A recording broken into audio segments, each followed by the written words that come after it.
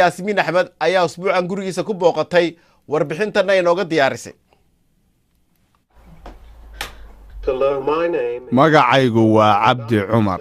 waxaan qabaa cerebral palsy. waxaan dadka ka wacdiyaa kana dhiirigeliyaa YouTube. in ka badan 500,000 ayaa i daawatay.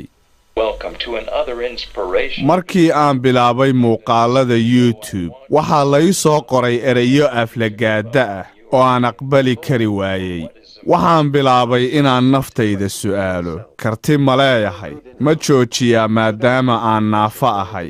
markaa kadib waxaan akhriyey qoraallo wanaagsan. markaas ayaan ogaaday inaan taabtay dadka noloshooda, hadalkayguna gaadhay. hadda waan ku kalsoonahay naafanimadayda. xaaskayga waxaannu isguursannay 3 sano ka hor. magaceedu waa Maryan Cismaan. arooskayagu waxa uu ka dhacay Soomaaliya. waxay gebi ahaanba beddeshay noloshayda. dadka naafada ahi waxay ka walwalaan ma heli doonaa ruux i jecel ama ma guursan doonaa. nasiib wanaag, anigu taa hadda kama walwalo.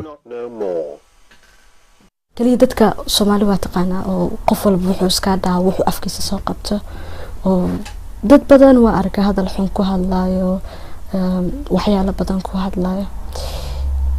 ima dhibto horta because waxa way wiil la dhashtay.